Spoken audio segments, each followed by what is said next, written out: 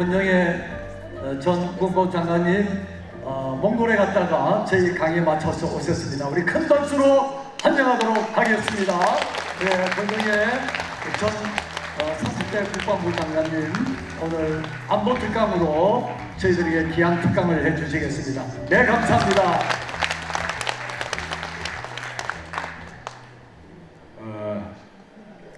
권영애입니다.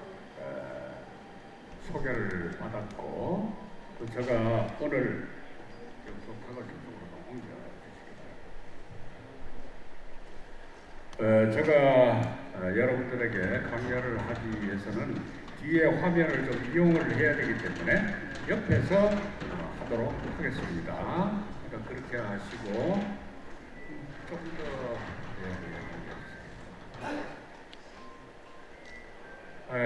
무엇보다도 정전 70주년을 맞이해서 부산에서 여러분들께서 이와 같은 귀한 자리를 마련해 주셨고 부족한 저를 불러주신 여러분들께 진심으로 감사를 드림과 아울러 특히 지난 1950년 있었던 북한의 남침 때 저도 바로 여러분들과 같은 고장인 양산 통도사 바로 밑에 있는 하북국민학교, 또 신평국민학교라고도 합니다. 거기를 졸업하고 언양중학교에 2학년 때 6.25를 맞이했기 때문에 사실은 6.25 전 과정을 통해서 이 낙동강 전선을 지키고 부산의 여러분들의 선배들과 여러분들의 아버지 어머니가 아니었으면은 과연 오늘날 우리가 이렇게 열린음악회라고 하는 행사까지를 하면서 우리가 이렇게 대한민국의 발전된 모습을 볼 수 있을 것인가. 이 모든 것들은 여기에 계신 여러분들의 선배과 아버지, 어머니들의 피나는 노력과 희생 때문에 된 것이기 때문에 다른 어떤 지역에서의 6.25와 관련된 행사, 특히 정전 70주년과 관련된 행사보다도 부산에서 이와 같은 행사가 있다고 하는 것이 의미가 크다. 또 여러분들에게 진심으로 국방과 안보를 담당했었던 입장에서 감사를 드리게 됩니다. 제한된 시간이기 때문에 여러 가지로 시간이 앞으로 저에게 부여된 시간이 그렇게 많지 않기 때문에 바로 본론으로 들어가도록 하겠습니다. 오늘의 제목은 지금 대한민국은 위기에서 호기를 찾을 때다. 왜 위기냐? 여러분들도 알다시피 지금 우리의 정치 상황을 보나 북한의 핵과 미사일을 연속적으로 쏘고 있는 상황을 보나 분명 우리는 위기 속에서 살고 있습니다.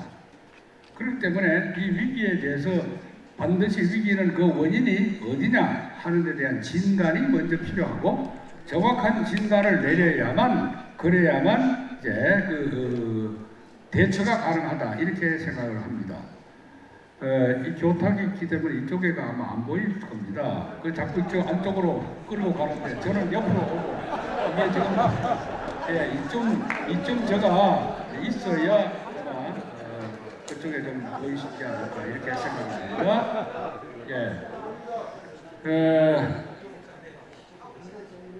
글쎄요, 가만히 계세요.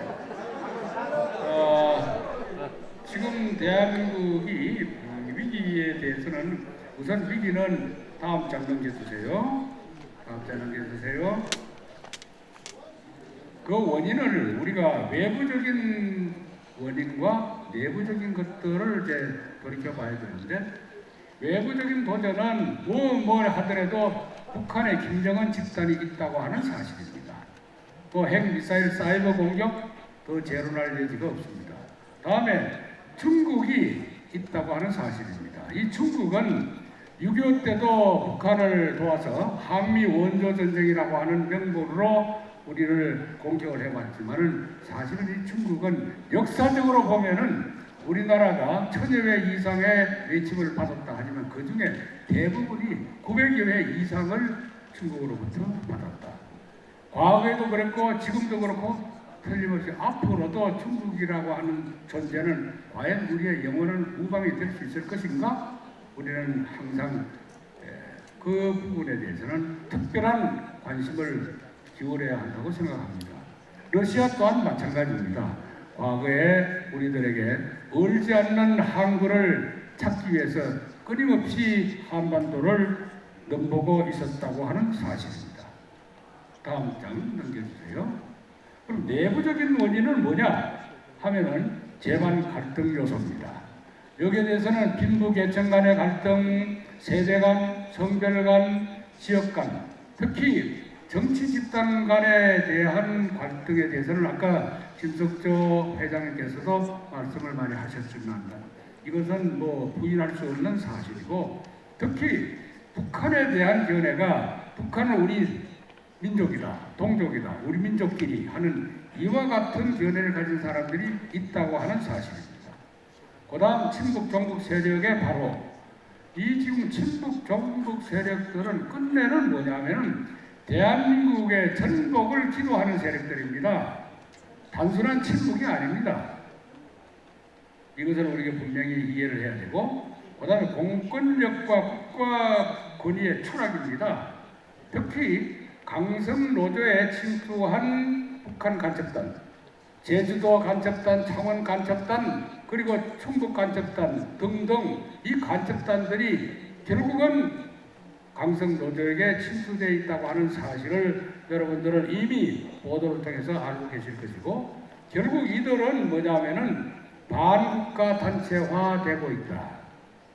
여기서 법을 아마 전공하신 분들은 아시겠습니다만은 지금은 이것을 간첩단으로 우리가 조사를 하고 있는데, 사실 간첩단 그러면은 간첩이면 개인적인 것과 은밀성을 내포하고 있는데, 공개적으로 조직과 단체를 구성하고 있을 경우에는 이미 간첩의 수준을 넘었기 때문에 이것은 반국가 단체로 조사를 해야 되는데, 지금까지 검찰이나 또는 판사 이 재판부에서는 이렇게 보지를 않고 있었는데, 다행스럽게도 윤석열 대통령께서 최근에 바로 반국가 단체라고 하는 얘기를 하신 것을 보면은 정확한 사태와 진단을 하고 계신다. 무척 다행스러운 이야기입니다. 다음.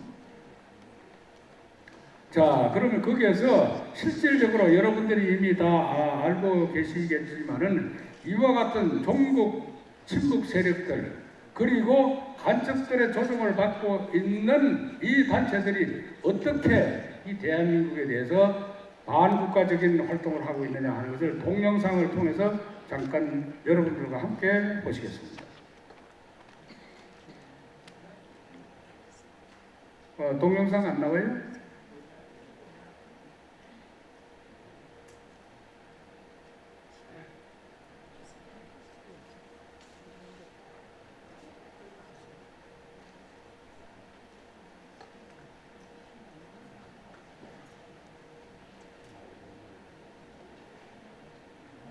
어떻게 안 나옵니까?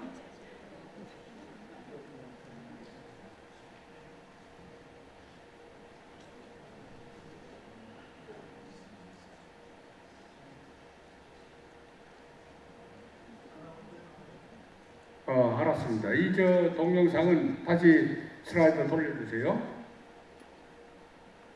예, 이것은 뭐냐면은 서울의 시청 앞과 광화문 내거리에서 반미 집회를 하고 있는 그 장면들입니다. 심지어는 미군은 물러가라, 그리고 미 대사관에까지 가서 한국에서 물러가라고 하는 외침을 하는 그와 같은 실제 서울에서 있었던 장면들을 여기 동영상으로 담아봤는데, 아마 여기서 동작이 잘 안 되기 때문에 여러분들은 그냥 짐작하고 다음 슬라이드로 넘어가겠습니다. 지금 최근에 제주도 그다음에 창원 간첩단들이 지금 조사를 받고 있는데, 그들이 북한으로부터 지령받았던 것을 보면은, 예를 들어서 창원 간첩단이 그들이 지령을 받은 것을 보면은 그 중에서 북한에 보고한 것이 전국에 자기네들의 하부 조직을 68개나 이미 조직이 됐다. 그래서 지금 이것을 지도에다가 표시를 해보면은 이렇게 전체가 보이겠습니다. 아까 우리 김석조 회장께서 빨갱이를 잡지 않으면 안 된다. 전국이 빨갛습니다. 자, 이걸 어떻게 할 것이냐. 과연 우리가 여기에서 한가하게 괜찮겠거니 이렇게 생각하면 안 된다고 하는 절박함이 여기에 있습니다. 이와 같은 조직들 때문에 윤석열 대통령에 대한 인기가 우리가 그분을 당선시킬 때 적어도 48% 이상의 지지를 했는데도 불구하고 지금 34%라는 얘기가 왜 나오느냐. 이들 때문에 그렇습니다. 물론 여론조사를 하고 있는 그 기관 자체가 빨간 친구들이 운영하고 있기 때문에 그렇다고만 치부할 수는 없습니다. 우리가 모르는 사이에 여기 있는 분들에게 지금 대한민국의 윤석열 대통령을 지지하느냐 하고 물으면은 아마 100% 전부 다 지지하실 겁니다. 그럼에도 불구하고 어떻게 해서 34%밖에 지지하지 않는다? 좀 이상하지 않습니까? 이건 어디에선가 누군가가 조작을 하고 있고 바로 그 조작의 거론들이 이와 같은 조직화된 세력들이 우리가 모르는 사이에 각 지역에 깔려 있다고 하는 사실입니다. 특히 이것이 최근에 정광훈 목사가 얘기하고 있는 지방 이제 자치위원회 등등 전부 다 이 카르텔로 연결되어 있던 그들 때문에 이와 같은 현상이 일어난다. 이렇게 저는 진단을 하고 있습니다. 이것은 2023년 6월 8일 문화일보에 이미 보도된 내용이고 이 내용에 대해서는 앞으로 조사 여하에 따라서 많이 아마 밝혀지리라고 믿습니다. 다음 슬라이드. 그런데 여기에서 이제 창원 간첩단을 왜 제가 반국가 단체라고 말을 하느냐 하면은 여기에 강령을 한번 보시면 됩니다. 첫째, 미제국주의 침략 세력과 이와 결탁한 친미 예속적 지배 세력을 타도하고 노동자, 민중의 주도하에 광범위한 민족 자주 역량을 묶어 세워 자주적 민주정권을 수립한다. 결국은 북한과 똑같은 인민민주주의 국가를 만들 때까지는 우리는 투쟁한다고 하는 이와 같은 강경입니다. 그 뒤에 뭐 정치 군사적으로 또 재반 반민주 악법들과 통합기구들을 뭐 폐기하고 등등 이 내용을 전체를 보면은 단순한 간첩의 수준이 넘었다 하는 것을 우리는 깨닫게 됩니다. 다음 슬라이드. 그래서 이와 같은 상태에서 만약 어떤 정권들이 또 어떤 세력들이 주장하는 식으로 우리가 청전협정을 폐기하고 휴전협정을 폐기하고 평화협정을 맺고 그리고 남북이 이제 우리 민족끼리 정권을 바로 세우자. 그렇게 해서 투표를 한다. 어떤 정치체제를 선택할 것인가 투표를 한다. 이렇게 됐을 때는 바로 이와 같은 공식이 이제 작용하게 될 겁니다. 대한민국의 애국 세력들 하나입니다. 북한 그리고 종북 친북 세력들 소위 반국가 단체들이 합하면은 1대2의 구도로 갔을 때 과연 어떤 정권을 이 대한민국 한반도에 서게 될 것입니까? 이게 지금 심각하다는 얘기입니다. 다음 슬라이드. 자, 이 대한민국 국민의 안보 의지. 아까 정말 이 식전 행사에서 중구 합창단이었었죠. 여성분들이 나오셔서 참 합창을 할 때 그게 보면 지난 세월 제가 어릴 때 정말 6.25 때 피눈물을 흘려가면서 불렀던 그 노래들이 굽이굽이 나올 때 그때를 저는 회상을 했습니다만은 그때는 그래도 우리가 이제는 더 이상 물러설 것이 없다. 이제는 그 다음에는 물러설 것은 태평양 바다밖에 없다. 이런 절박한 심정으로 우리가 다 지켰습니다. 제가 가끔 가다가 지금도 제 머릿속에는 제가 나이가 어려서 중학교를 다녔기 때문에 언양에 있는 중학교에 다닐 때 하북국민학교에 함께 다녔던 동창들이 어깨에 태극기를 들고 입대하면서 우리 학교 앞을 지나갈 때 그들에게 손을 흔들면서 잘 갔다 오라 했는데 과연 그들이 돌아왔는지 영영 돌아오지 못했는지 저는 그 이후부터 그들이 만약 돌아오지 않은 친구가 있었다면은 그들의 몫을 내가 다 하면서 살아야 되겠다. 이런 생각을 가지고 지금까지 살고 있습니다.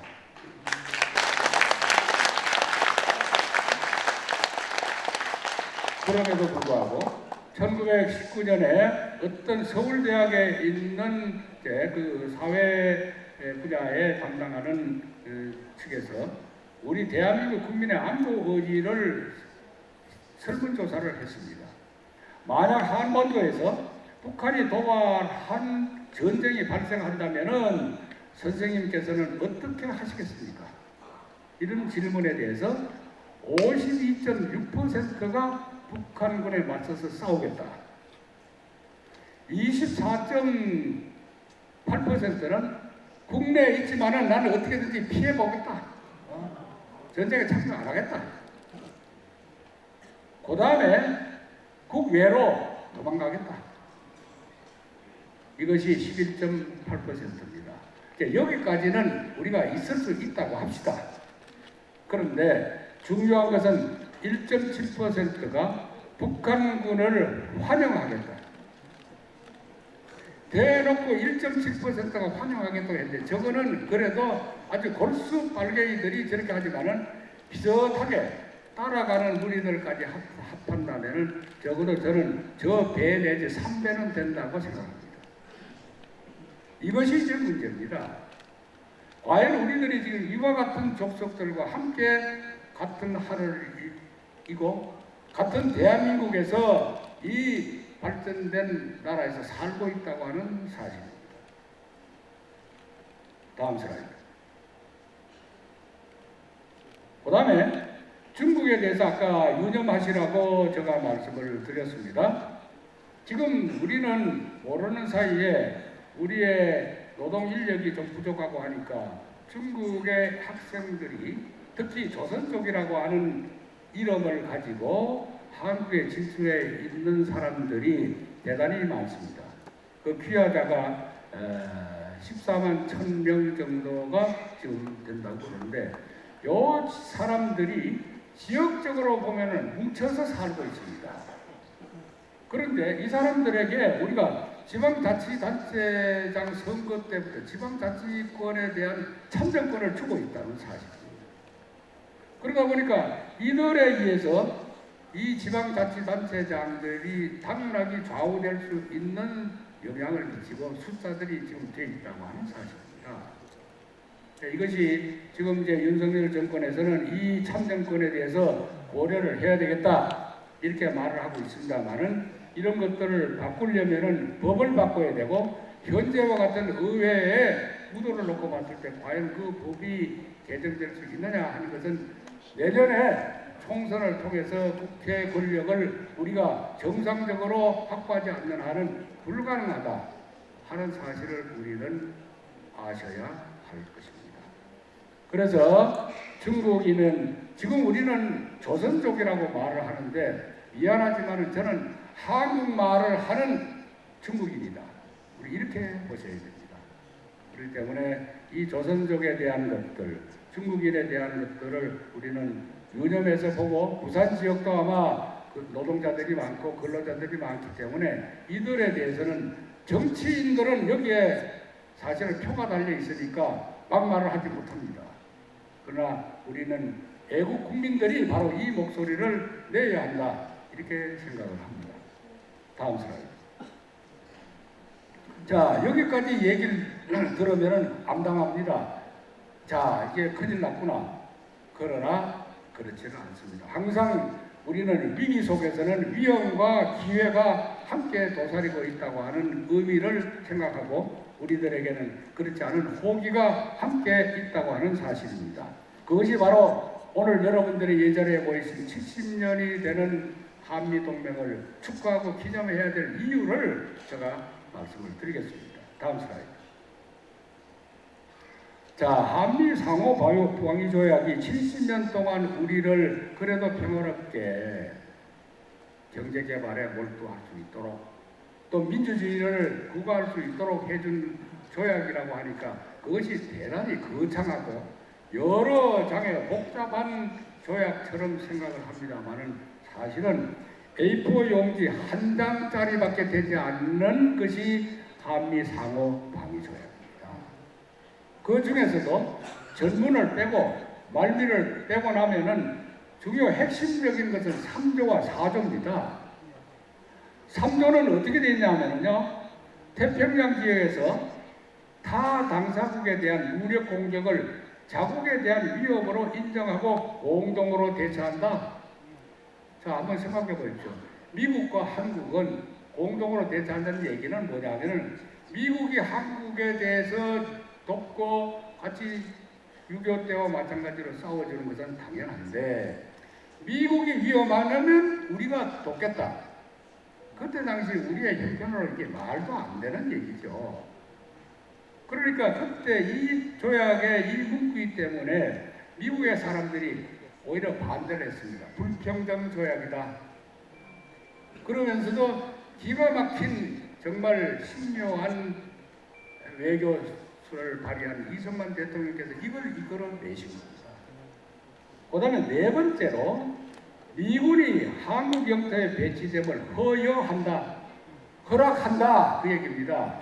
이것을 가지고 종북 세력들이나 북한은 미군이 남쪽을 점령하고 있다, 점령군이라고 말을 합니다. 분명히 아닙니다. 우리가 허락하지 않으면 미군을 여기 주둔할 수가 없습니다.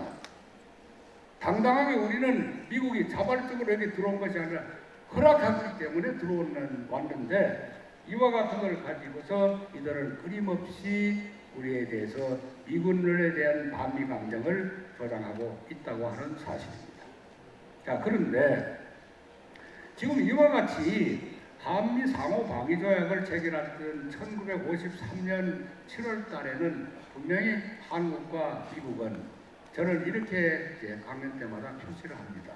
제가 표현을 합니다. 초등학생하고 대학생하고, 야, 너하고 나하고 같이 어깨동무하자. 그러면 그 어깨동무가 되겠습니까? 그 완전히 기울어지는 어깨동무지요.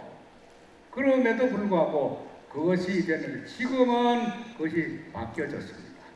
이제 우리도 당당하게 미국과 같이 어깨를 겨눌 수가 있는 것이, 왜냐하면은 지금 시진핑이가 뭐라고 그랬냐면은요,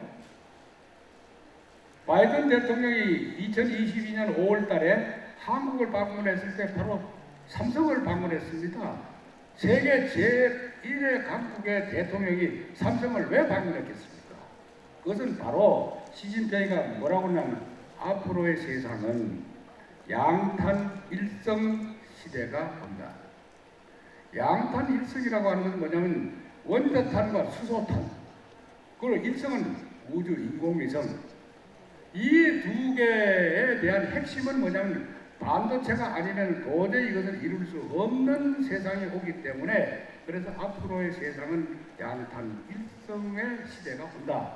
이렇게 시진핑이 스스로가 얘기를 했고, 그래서 반도체에다가 집중적으로 중국은 모든 국력을 다 집중하고 있습니다. 다음 슬라이드. 그래서 저는 이것을 이렇게 지금 여러분들 앞에 제시를 합니다.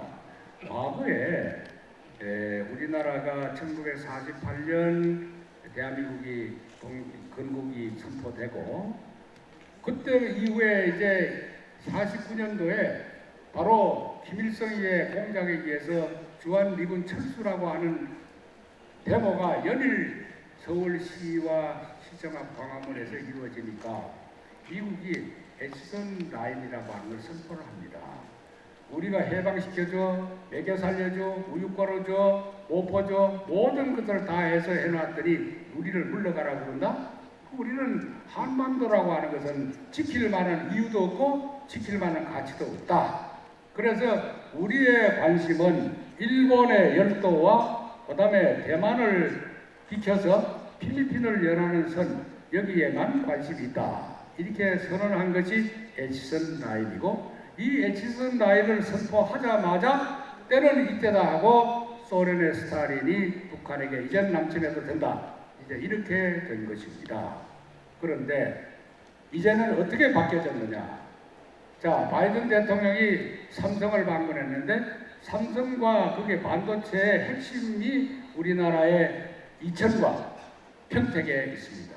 그래서 신에치선 라인은 어떻게 형성이 되느냐? 이제는 일본 본토를 물론이고 제껴놓고 한반도에 바로 이천과 평택을 연하는 선이 새로운 에치선 라인 반도체 동맹이 되기 때문에 이제는 미국과 당당하게 우리는 어깨를 겨눌 수 있는 위치에까지 오게 된 것이 오늘날의 전 세계적인 안보의 지도입니다. 네.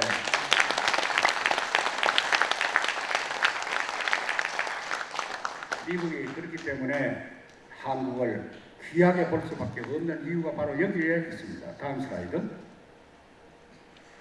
그리고 그 다음에 또 우리가 가지고 있는 장점은 아까 6.25 때 우리에게 무력과 여러 가지 군사력을 가지고 지원했었던 나라가 16개 국가 다 알고 계십니다. 그런데 그때 당시에 전투 부대는 아니지만은 의료 지원 등등을 가지고서 우리를 지원했었던 나라가 5개 국가, 그래서 21개 국가로 모두 알고 있습니다. 그러나 전쟁 이후에 완전히 폐허가 된 우리나라에 돈과 물자를 가지고 지원했었던 나라들까지 다 합하면 총 67개국이나 된다고 하는 사실을 우리는 잊고 있습니다. 그러니까 이들은 오늘날에도 대한민국이 북한보다 잘 살기를 바라고 대한민국이 자유민주주의에 입각한 통일이 되기를 바라는 67개국이라고 하는 우리의 우방이 있다고 하는 사실이고, 그때 당시에 유엔에 가입된 나라가 한 140여 개국이 되는데 140여 개국 중에서 67개국이라고 하는 것은 엄청난 숫자입니다. 1차 세계대전이 세계대전이지만은 그게 연합국으로 참여했던 나라가 14개 나라밖에 되지 않습니다. 2차 세계대전 그러자면 그게 연합국으로 된 나라가 22개 국가밖에 되지는 않습니다. 그럼에도 불구하고 왜 한반도에 있었던 1950년에 있었던 이 6.25 전쟁과 관련해서는 이렇게 세계의 반이나 되는 나라들이 우리를 우방으로 생각을 했을까요? 다음 슬라이드. 이 결과가 지도에다가 이 67개국을 다 표시를 할 수 없고 대표적인 나라를 표시를 하다 보면은 여러분들 태극기가 표시되어 있는 나라들이 전부 다 우리의 우방이었었던 나라들이고 현재도 우방인 나라들입니다. 이것이 어떻게 우리들에게 영향을 미치냐 하면은 우리는 수출을 통해서 우리의 국력을 또 우리의 경제력을 키워나가는 것이 우리 대한민국인데, 소위 말해서 요새 자유무역협정이라고 하는 FTA라고 하는 것이 있습니다. 이 FTA를 체결하다 보니까 6.25 때 우리를 도왔던 나라들은 전부가 다 어서 오십시오, 우리하고 자유무역협정을 맺읍시다 하는 나라들로 모두 다 손절을 했고, 그 나라들을 중심으로 우리가 FTA를 체결하다 보니까 전 세계 FTA를 체결한 나라의 많은 숫자를 놓고 보면 세계 3위입니다. 현재는 우리가 영토에 대해서는 경제 영토라고 하는 말을 많이 씁니다. 땅을 무력에 의해서 확보하는 것이 아니라 경제적으로 우리와 협력하고 경제적으로 영향을 미칠 수 있는 그 영토가 바로 경제 영토입니다. 그렇기 때문에 이 경제 영토로 보면은 우리는 중국보다도 더 넓고 러시아보다도 더 넓고 미국보다도 더 넓은 것이 우리 대한민국의 오늘날의 현상입니다. 이 모두가 충분히 여러분들 박수합니다. 이것이 우리의 보이지 않는 국력입니다. 다음 슬라이드. 그 결과 우리의 방위산업이 K방산, 그래서 여러분들 아마 계속해서 알고 계시고 폴란드가 우리에게 얼마나 많은 방산 물자와 장비를 지금 바로 수입을 해가고 있고 전 세계가 한국의 방산을 자국의 방위력을 증강하기 위해서 모여드는지, 사실은 우리나라의 방산 업체들이 이제는 그 사람들의 요구를 다 충족하지 못해서 오히려 기다리게 만드는 이와 같은 현상까지가 되어 있습니다. 작년에 있었던 킨텍스에 있었던 소위 방위산업 전시회에 각국에서 그와 같은 많은 관계자들이 몰려들어서 우리에게 관심을 가졌고 또 우리의 방사를 그들의 전력 증강에 활용하기를 원하고 있습니다. 다음 슬라이드.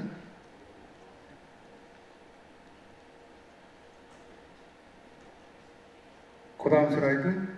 이제 그것뿐만이 아닙니다. 우리가 가지고 있는 강점은 또 있습니다. 그건 뭐냐면 우리 국민의 우수성에 대한 것입니다. 2016년도에 영국에 있는 대학 교수와 스웨덴에 있는 교수들이 전 세계 한 120개여 개 나라에 대해서 그 국민들의 평균 IQ를 조사를 했습니다. 근데 그 결과 어떻게 결과가 나왔냐면은 평균 IQ 108로 제1위가 홍콩, 또 그 다음에 똑같은 IQ의 평균치를 가지고 있는 곳이 싱가포르 108.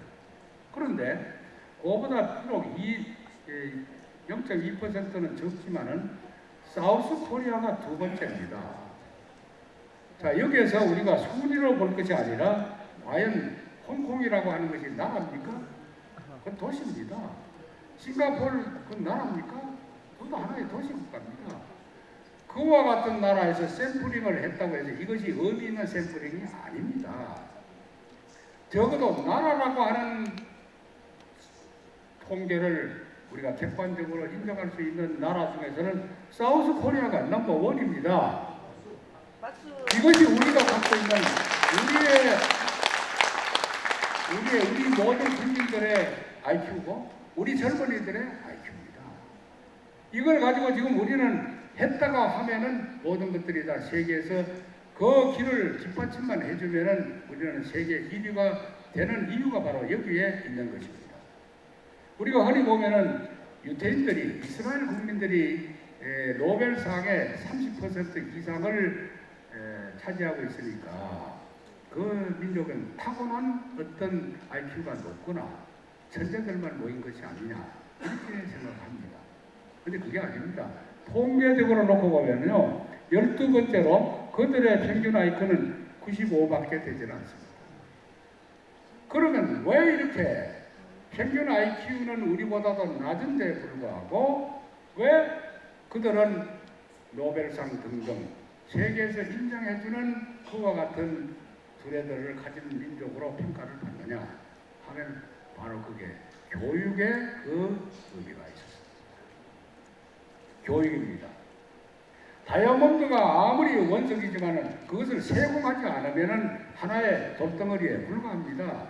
아무리 IQ가 높은 우리 자녀들이지만은 교육을 제대로 시키지 못하면은 그 교육도 올바른 교육입니다. 인성을 포함한 올바른 교육을 시키지 못하면은 아무런 소용이 없습니다.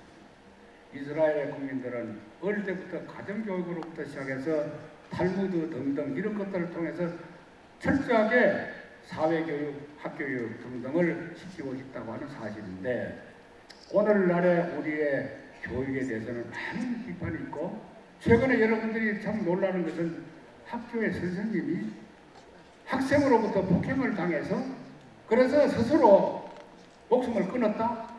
이것이 오늘날의 이 교육계의 현실입니다. 그런 곳에서 어떻게 우리가 이와 같은 다이아몬드와 같은 우리들의 자녀들이 다이아몬드가 되기를 바라겠습니까? 우리 국민 모두는 이 교육에 대해서 정말 심각하게 우리가 인구 절벽이라고 해서 사람이 적다고만 판단할 것이 아니고 있는 아이들도 제대로 교육시켜서 제대로 정말 다이아몬드와 같은 우리의 자녀들을 길러내는 것이 제일 첫 번째 과제인데 과연 정치권에서 이와 같은 의지를 가지고 대안을 내놓는 정치인들 우리가 보기가 드문 것이 한탄스럽다고 하는 얘기입니다. 다음 슬라이드. 그래서 저는 2014년, 15년부터 제가 국가원로회 공동의장이지만은 또 그전부터 맡고 있었던 것이 대한민국 통일건국회 회장을 맡고 있었습니다. 원래 제가 맡기 전에는 대한민국 건국회였습니다. 그러나 가만히 생각해 보니까 아직도 엄격한 의미에서 대한민국의 통일은 현재 진행형에 있다. 왜 그러냐면 헌법에서 규정한 영토 규정을 놓고 보면은 대한민국은 한반도 전체와 그 부속 도서로 한다.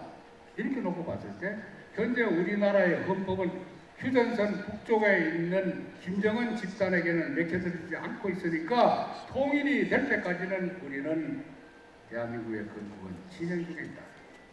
그럼 이 통일을 이룩하기 위해서는 우리 당대의 통일이 이룩하면 얼마나 좋겠습니까? 많은 그 통일을 이룩하고 통일 시대를 살아갈 수 있는 사람들은 젊은이들이 그 통일을 이루고 통일 시대를 살아갈 것이다.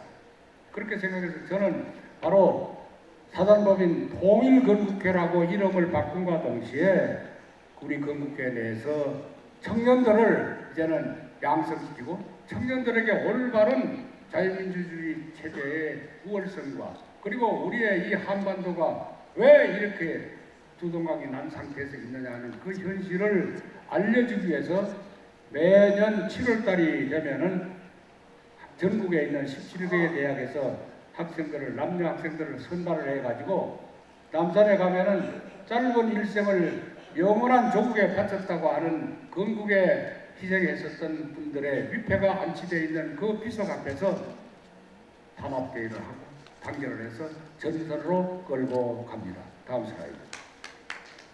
예, 이렇게 해서 전방에 실책을 행구를 합니다. 그때만 하더라도 제가 앞장서서 걸었습니다. 지금도 청년들만 있으면 저도 아직도 그들의 힘을 빌려서 철책을 누릴 수 있는 용기가 있습니다. 다음 슬라이드. 한참 가다 보면은요, 남녀 학생 구별 없이 발이 전부 부러져서 이렇게 붕대를 칭칭 감고도 끝까지 따라오려고 길을 쓰고 물집이 생긴 발을 저녁에는 그 수포를 따가면서 따라옵니다. 왜? 마지막에 광화문 내거리에서 수료식을 할 때 그때 수료식을 못 받을까 봐서. 지금 얘네들이 학교 갈 때 자기 집에서 태워다 주지 않으면 안 가는 아이들이 저렇게 길을 쓰고 따라옵니다. 우리는 아이들에게 가르치지 않고도 애구심이 있느니 없느니 의지력이 약하니 어쩌니 하고 있는데 제가 저걸 해보니까요. 오늘날의 우리 젊은이들은 우리들이 어릴 때보다도 우리들이 그 또래였을 때보다도 훨씬 더 판단력이 빠르고 그리고 또 결단을 잘 합니다. 우리는 가르쳐야 됩니다. 훈련시켜야 됩니다. 저들에게 우리가 희망이 있다고 하는 사실입니다. 다음 슬라이드. 이제 마지막으로 이와 같은 우리의 호기를 가장 적절하게 지금 1년밖에 되지는 않지만은 문제의식을 확실하게 가지고 대한민국의 대통령으로서 활동하고 있는 윤석열 대통령을 볼 때 저는 이런 기대를 해봅니다. 그분은 확고한 자유민주주의에 대한 수호 의지를 갖고 계십니다. 미국에 가서 연설할 때 무려 하버드 대학까지 다 합하면은 자유라고 하는 단어를 30번 이상 60번까지 사용을 하면서 전 세계 우리가 대한민국은 자유민주주의 체제의 선봉이 된다고 하는 것을 외치고 다니십니다. 두 번째, 국군 통수권자로서 해박한 전략적 식견과 그리고 확실한 주적관을 갖고 있다고 하는 얘기입니다. 적을 보고도 적이라고 하지 못했던 그런 대통령이 있었고 그런 정권이 있었습니다. 맞습니다. 그런데 지금 분명히 이들은 그걸 수행하고 있습니다. 세 번째로 헌법적 가치 수호와 공권적 확립으로 모든 비정상의 정상화를 외치고 계십니다.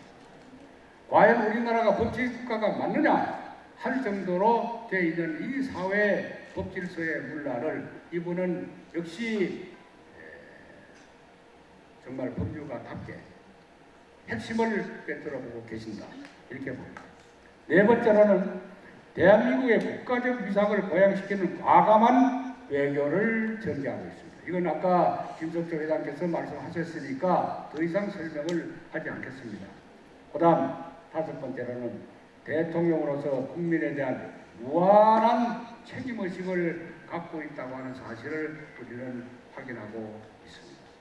이와 같은 대통령이 있을 때 우리는 정말 이제 이분이 제대로 지금 1년이 지났지만은 그 뜻을 펴지 못하는 원인이 어디에 있느냐 하면은 삼권 분립에 의해서 행정부의 권리는 찾았지만은 국회, 의회 권력을 우리는 아직도 찾지를 못했습니다.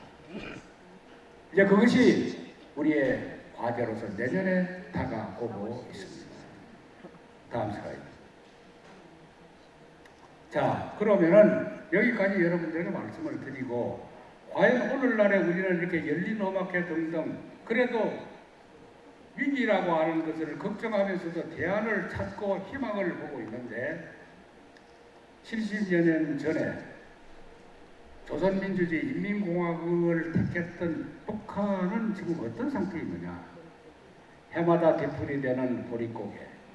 금년은 1995년도에 300만이 굶어 죽었다고 하는 그때보다도 훨씬 더 식량난에 허덕일 것이라고 하는 예측들이 나오고 있습니다. 이와 같은 우리 북한 국민들을 이제는 구해야 됩니다. 우리의 동족이기 때문에 북한의 정권은 하루아침에 타도가 되도록 우리가 해야 되지만 북한의 불쌍한 우리의 진짜 동족들을 구해야 됩니다.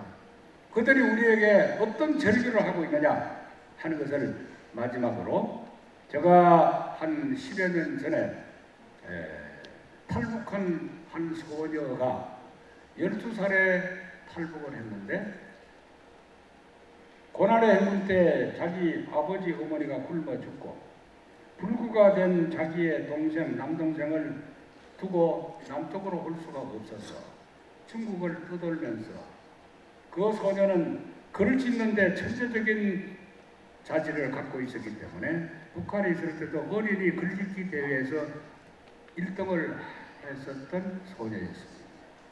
근데 그 소녀가 중국에 와서 남의 집에 심부름을 하면서 벌었던 돈을 북한의 자기 동생에게 보내면서 틈틈이 실을 써서 붙잡히면은 모두가 다 발각될 것 같으니까 비닐봉지에 싸서 넣었다가 다시 공격할 때 이렇게 가지고 있었던 그 시의 원고를 시집을 내달라고 어떻게 통해서 저에게까지 그 원고가 왔습니다.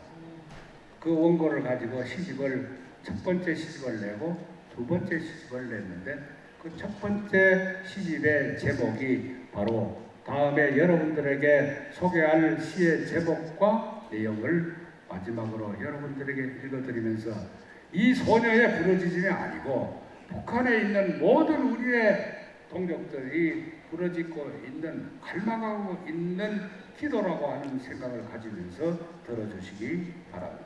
다음 슬라이드. 어느 탈북 꽃제비의 시 마지막 기도. 하나님, 만약 내세가 있다면 굶어 죽기 전, 얼어 죽기 전 이렇게 무릎 꿇고 엎드려서 눈을 감고 두 손 모아 간절히 기도하나이다. 부모 형제도 다 죽고 없는 헐벗고 굶주린 꽃제비인 이 몸이 지금 당장 세상에서 사라진다 해도 누구 하나 아무런 관심도 가지지 않는 벌레만도 못한 가련한 인생이지만은 정말 내세가 있어서 기어코 이 몸을 다시 태어나게 하려거든 하나님 다음 생에는 제발 이 몸을 조선이 아닌 다른 나라에서 태어나게 해 주소서. 사막인 아프리카 어느 나라든 혹은 제일 추운 북극 어느 땅이든 좋으니 유독 이 나라 조선에서만은 절대로 태어나지 말게 해 주소서. 다음 슬라이드. 지지리도 불행한 이 몸은 이 나라 조선에서 잘못 태어난 단 한 가지 죄 아닌 그 죄로 온갖 천대 가정멸시 다 받다가 드디어 이렇게 굶어 죽나이다. 끝끝내 설설이 얼어 죽나이다. 원하건대 다음 생에는 비천한 이 몸이 부디 다른 나라에서 태어나 꽃제비가 아닌 한 가정 500둥이로 사람답게 행복하게 살다가 제 명대로 눈을 감게 해 주소서. 하나님, 만약 내세가 정말 있다면 너무나 짧은 생을 고달프게 살다가 비참하게 마감하는 불쌍한 이 고아가 눈물로서 헤올리는 이 마지막 기도, 마지막 소원을 꼭 들어주소서. 여러분, 이것이 어찌 한 소녀의 기도밖에 아니겠습니까? 북한에 있는 우리 모든 동족들은 이와 같은 기도를 오늘도 하고 있다고 하는 것을 생각하시고, 이들과 같은 세상에서 살기 위해서 몸부림치는 종북 친북 세력들이 과연 어떤 족속들이냐, 그들이 있는 한은 북한의 김정은이는 핵과 미사일뿐만 아니고 그들을 믿고 더 발광을 하고 있다고 하는 사실입니다. 그들을 이 땅에서 척결하지 않고는 결코 이와 같은 북한 동포를 구할 수도 없고, 그리고 대한민국의 영원한 발전도 기할 수가 없습니다. 여러분, 오늘 저에게 이와 같은 귀한 시간을 주셔서 대단히 감사합니다.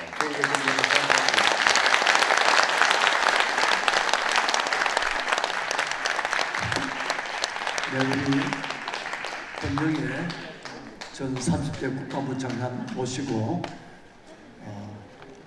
안보 특강을 들었습니다. 이제 오늘의 주요